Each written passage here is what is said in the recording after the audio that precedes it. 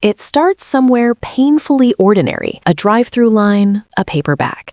You reach in, expecting the most reliable food item in America, and suddenly, no fries. That absence traces back to a single announcement made in Washington. In a surprise executive order, Donald Trump accused Canada of price gouging agricultural exports and singled out one product by name: potatoes. The threat was blunt and maximalist: accept new U.S. trade terms immediately or face a 100% tariff on Canadian potato exports entering the United States. On paper, it sounded trivial. Potatoes are cheap, common, replaceable, politically safe. The kind of target that feels low risk and high reward, perfect for a fast show of strength. The messaging was clear. Canada had been taking advantage of American consumers, and this was the correction. But here's the hidden assumption embedded in that threat: that potatoes are just potatoes. They're not. Behind that executive order sat a deeper political calculation. Tariffs create headlines. They signal toughness. They move poll numbers. And agriculture, especially something as unglamorous as frozen potatoes, feels like leverage without blowback. No oil shocks, no gas lines, no visible pain. Or so it seemed. What the announcement ignored, fatally, was how modern trade actually works. Not through abstract commodity flows, but through razor-thin supply chains engineered for speed, predictability, and silence. The kind of systems that don't break loudly, they just stop. The order didn't go into effect immediately. That was the point. It was a threat, a countdown, a pressure tactic. The assumption in Washington was that Ottawa would blink, issue a protest, request negotiations, maybe float symbolic retaliation, the usual ritual. Instead, the signal landed in Canada like a warning flare, not as an insult, but as intelligence. Because when a government threatens a 100% tariff on something as basic as potatoes, it's not really talking about food. It's testing leverage, and leverage, once exposed, can be turned around. The clock started ticking the moment that order was signed, not toward a trade deal, but toward a supply chain reckoning that almost no one in Washington saw coming. Canada didn't answer the threat with a press conference. No flag waving, no retaliatory tariffs, no angry sound bites. Instead, something far quieter happened. Inside Ottawa, civil servants began pulling binders off shelves: food safety statutes, inspection protocols, phytosanitary regulations that had existed for decades, perfectly legal, internationally compliant, almost never used at full strength. Within days, Canada's Agriculture Ministry issued a routine-sounding directive. All outbound agricultural shipments would be subject to exhaustive food safety inspections. No exemptions, no fast lanes, every pallet, every container, every truck. There was no announcement aimed at the White House, no tweet storm, just paperwork. This was the genius of it. Under global trade law, countries are allowed, encouraged even, to ensure food safety. Inspections aren't sanctions, they're not tariffs, they don't violate trade agreements, and they're nearly impossible to challenge in real time. You can't accuse a partner of over-inspecting food without sounding reckless. So while Washington was still framing the conflict as a negotiation tactic, Canada had already shifted the battlefield. At border crossings and cold storage facilities, the effects were immediate. Shipments that once cleared in hours now took days. Samples were pulled, documentation rechecked, temperature logs audited line by line. Nothing was rejected, nothing was blocked. Everything was slowed. This wasn't retaliation in the traditional sense. It was friction, bureaucratic gravity, a reminder that modern trade doesn't just depend on prices and tariffs, it depends on timing. Miss a delivery window, and the product might as well not exist. Politically, this approach gave Canada total deniability. Officials could look straight into a camera and say, truthfully, that the border was open and exports were continuing. Trade lawyers nodded along. The rules were being followed. Strategically, it was devastating. Because the U.S. tariff threat assumed Canada would respond emotionally, loudly, visibly, and in kind. Instead, Canada responded like a systems engineer identifying a single pressure valve and turning it 1 degree. No escalation, no violation, just a recalibration of process. While Washington spoke in ultimatums, Canada spoke in checklists.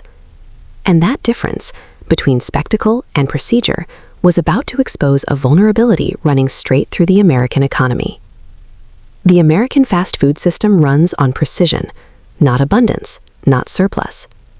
Precision. Every morning, trucks roll into distribution centers, delivering frozen, pre-cut potatoes, already washed, blanched, flash frozen, and standardized to exact specifications. From there, they move to thousands of restaurants across the country. No warehouse stockpiles. No months of reserve, just-in-time delivery. Arrive today, fry tomorrow. A delay of a few hours is manageable. A delay of a few days is catastrophic. And here's the critical detail.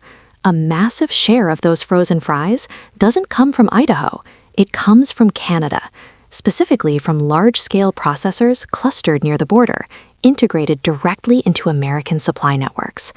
When inspections began slowing shipments, the disruption wasn't dramatic at first. A truck missed a delivery window in Michigan. A freezer ran lower than expected in Ohio. A regional distributor issued a temporary supply adjustment notice. Then the alerts started spreading. Major chains, McDonald's, Wendy's, Burger King, operate on centralized purchasing contracts. Their fry suppliers are tightly specified. You don't just swap in a different potato overnight. The cut, the starch content, the moisture level, everything affects cooking time, taste, and oil absorption. Change the input, and you change the product. Within a week, regional managers were quietly warning franchise owners, ration fries, limit large sizes, prioritize high-volume locations. Customers began noticing substitutions, smaller portions, item unavailable messages on digital boards. In some cities, fries disappeared entirely during peak hours. And here's why that mattered more than it sounds. Fries are one of the highest margin items on any fast food menu. Potatoes are cheap. The markup is enormous. A burger might carry tighter margins due to beef and labor costs. But fries, they're profit engines. Remove fries and you don't just lose a side item. You weaken the entire meal bundle, the combo that drives average ticket size. So a slowdown at the border became a revenue shock at the register. Corporate offices scrambled to source alternatives, but domestic processors were already operating near capacity. Agricultural production isn't software. You can't scale it instantly. Fields are planted months in advance. Processing plants require specific equipment. Logistics contracts are locked in. What began as a political threat in Washington had now become a supply chain seizure across America's most visible industry. The irony was brutal. The tariff had not even been implemented, and yet the mere threat, combined with Canada's quiet procedural response, had exposed just how dependent the American consumer economy was on a product so ordinary most people never thought to question where it came from, until it wasn't there. The deeper problem wasn't the delay, it was dependence. For decades, the United States and Canada built one of the most integrated agricultural corridors in the world. Potatoes grown and processed in Canadian facilities were engineered specifically for American fast food standards. Supply contracts were long-term. Infrastructure was shared. Rail lines, refrigerated trucking routes, cold storage hubs, optimized for cross-border speed. By some industry estimates, Canada supplies a substantial share of the frozen fry market consumed in the United States. Not fresh potatoes, not grocery store bags, processed, pre-cut, industrial-scale frozen fries, the exact product fast food chains require. That distinction matters. American farmers grow enormous quantities of potatoes, particularly in states like Idaho and Washington. But growing potatoes is not the same as processing them into uniform, par-fried, flash-frozen fries at scale. Processing capacity is concentrated, specialized, and expensive. Plants are built years in advance. They cannot double output because of a political speech. Even if American farmers wanted to pivot immediately, they couldn't. Crop cycles are fixed. Fields already planted for table potatoes can't instantly become industrial fry stock. And even if raw supply increased, processing bottlenecks would remain. Then there's logistics. Just-in-time systems depend on predictability. Contracts, trucking fleets, warehouse slots, all scheduled down to the hour. When Canadian shipments slowed, there wasn't idle American capacity waiting to fill the gap. There was no national potato reserve. There was simply a vacuum. This is the vulnerability of modern efficiency. It removes slack, it maximizes profit, and it eliminates redundancy.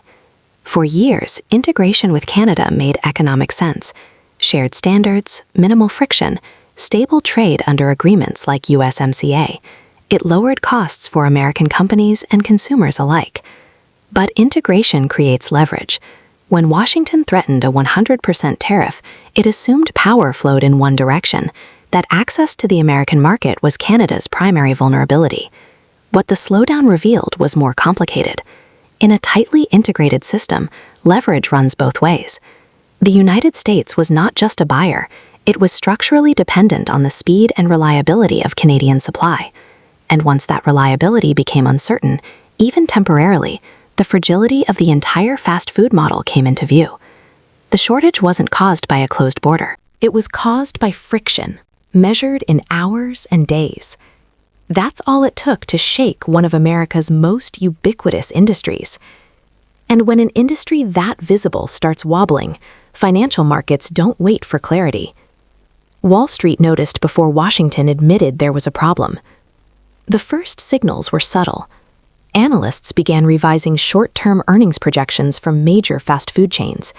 If fry supply remained unstable, same-store sales would dip, combo meals would shrink, margins would tighten. Then the stock charts started bending downward. Shares of McDonald's, Wendy's, and Burger King faced sudden pressure as investors priced in a risk few had modeled: cross-border potato disruption. To an outsider, that sounds absurd. Billions in market value reacting to fries? But investors understand something politicians sometimes forget. Fries are a cornerstone product. They anchor the meal. They carry some of the highest profit margins on the menu. Remove or ration them, and the average order value drops. Multiply that across thousands of locations and millions of daily customers, and the math becomes severe, fast. CEOs began calling Washington, quietly at first, then more urgently. Their message was not ideological, it was operational. Supply uncertainty is poison for publicly traded companies. Earnings calls cannot be built around maybe.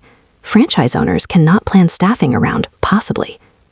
The tariff threat, still not implemented, had already introduced instability. Canada's inspection slowdown was legal, it was defensible, and it was effective. Meanwhile, hedge funds and institutional investors did what they always do in uncertainty. They hedged. Some rotated capital out of restaurant stocks. Others began betting on agricultural volatility. The ripple spread beyond fast food, into food distributors, logistics firms, even packaging suppliers. A political maneuver intended to display strength was now generating corporate anxiety and market turbulence. And inside the White House, a new calculation emerged. The original assumption was simple. Tariffs create leverage. Canada folds, political win secured. But the counter effect was visible and domestic. Falling stock prices, corporate lobbying pressure, headlines about fry shortages, late-night hosts joking about empty cartons, voters noticing missing menu items in their own neighborhoods. When economic pain shows up in everyday routines, at the drive-thru, in retirement portfolios, it stops being abstract. The White House faced an uncomfortable reality. This was no longer about punishing a trade partner. It was about stabilizing a consumer-facing crisis. And that's when the contrast in leadership styles became impossible to ignore. The contrast was stark and instructive. On one side, Donald Trump operated through visibility, threats, deadlines, public pressure. The logic was transactional: apply maximum force quickly, extract concessions, declare victory. Tariffs were a political tool first, and an economic one second. They created headlines, not systems. On the other side, Canada's leadership, under Justin Trudeau, never raised its voice. There were no counter-threats, no emergency summits, no dramatic speeches about sovereignty. Instead, Canada leaned into something far more potent: institutional control, bureaucracy, law, process. This wasn't improvisation. It was muscle memory. Canada understood that in a deeply integrated trade relationship, power doesn't always come from retaliation. It comes from discretion, from knowing which levers can be pulled quietly, legally, and asymmetrically. Food safety inspections are boring. That's why they work. They don't provoke nationalist backlash. They don't violate treaties. They don't invite immediate escalation, and they place the burden of pain not on governments, but on private companies and consumers inside the opposing country. That distinction matters. Trump's strategy assumed state-to-state confrontation. Canada's response rerouted pressure into markets, corporations, and supply chains, actors with far more influence over U.S. policy than foreign governments ever could. Every delayed shipment translated into phone calls from CEOs. Every empty freezer became a data point for investors. Every missing order of fries chipped away at domestic confidence. Canada didn't need to win the argument. It only needed to let time and friction do the work. This is the difference between coercion and constraint. One side tried to force an outcome quickly. The other reshaped the environment so that the outcome became inevitable. And that imbalance exposed something uncomfortable for Washington. In a world governed by logistics, contracts, and compliance, loud power is often weaker than quiet control. The longer the slowdown persisted, the clearer the message became. Canada wasn't panicking. It was calibrating. And the longer the calibration continued, the more the original tariff threat started to look less like leverage and more like a misfire with consequences far beyond potatoes. At this point, the conflict stopped being about fries and started being about the future of American trade power. 3 paths emerged, and none of them were clean. The first was a quiet retreat. The White House could walk back the tariff threat, frame it as a successful negotiation, and let inspections gradually return to normal. No public loss, no official concession, just a reset. This is how many trade standoffs actually end, off-camera, arid in technical language. The market would stabilize, fries would return, the story would fade. The second path was escalation. Washington could follow through and impose the tariff anyway. Canada, legally justified, could deepen inspections or redirect exports elsewhere. The slowdown would harden into a structural break. Prices would rise, shortages would become normal. What began as a signal would turn into a standoff with real inflationary consequences. The third path was the most consequential and the hardest to reverse: diversification. Canada had already begun quietly expanding agricultural exports to Europe and Asia. If American demand became unreliable or politically volatile, Canadian producers had options. Contracts could be rewritten, infrastructure repurposed. Once supply chains reorient, they rarely snap back. And this is where the implications widened. If a close ally like Canada could no longer trust predictable access to the American market, what signal did that send to other trading partners? About stability, about reliability, about the cost of doing business with the United States. Trade leadership isn't enforced through threats alone. It's sustained through trust. The potato crisis exposed something larger: the risk that American economic power, when wielded impulsively, can erode the very systems that make it effective. Because leverage only works if others believe you won't use it recklessly. In this case, a tariff threat aimed at an ordinary crop revealed an extraordinary vulnerability, not just in supply chains, but in credibility. The fries came back eventually. They always do. What didn't fully return was certainty. And in global trade, uncertainty is the most expensive outcome of all. Key takeaways from the video. This story begins with something ordinary, French fries, but reveals how fragile modern power really is. A sudden tariff threat by Donald Trump against Canada, targeting potato exports, was meant to project strength. Canada did not retaliate publicly. Instead, it used existing food safety rules to quietly slow exports, legally and invisibly. The U.S. fast food industry, built on just-in-time delivery, was immediately disrupted. Fries, one of the highest margin items, began disappearing, hurting revenues and shaking investor confidence. Financial markets reacted faster than politicians. Corporate pressure replaced diplomatic debate. The episode exposed how dependent the United States is on integrated supply chains and how leverage often flows in both directions. What looked like a minor trade threat became a lesson in systemic vulnerability and credibility. Life lessons you can apply beyond politics. 1. Real power is often invisible. The loudest voice is not always the strongest. Quiet control over systems can outweigh public confrontation. 2. Efficiency creates fragility. Systems optimized for speed and profit often lack backup plans. The same is true in careers, finances, and relationships. 3. Leverage cuts both ways. If you rely on someone or something, you are never as independent as you think. 4. Short-term wins can create long-term damage. Decisions made for immediate impact may weaken trust, stability, and future options. 5. Process beats impulse. Calm, rules-based responses often outperform emotional or aggressive reactions. The core message for the audience. This video isn't about potatoes. It's about how small actions can trigger massive consequences in tightly connected systems. Whether in global trade or everyday life, stability comes from foresight, patience, and respect for complexity, not from threats or shortcuts. Understanding systems gives you power. Ignoring them creates risk. Call to action. If you value clear, story-driven analysis that breaks down complex global events into lessons you can actually use, subscribe to the YouTube channel PT Audio. Like the video, share it with someone who enjoys geopolitics, economics, or strategic thinking. Turn on notifications so you don't miss future deep dives. Your support helps keep this kind of independent analysis alive. Disclaimer. This video is an analytical and educational narrative based on publicly discussed economic principles, historical trade behaviors, and hypothetical scenarios. It does not claim to represent classified information, official government positions, or real-time policy decisions. Any references to individuals, governments, or corporations are used solely for commentary, analysis, and public interest discussion.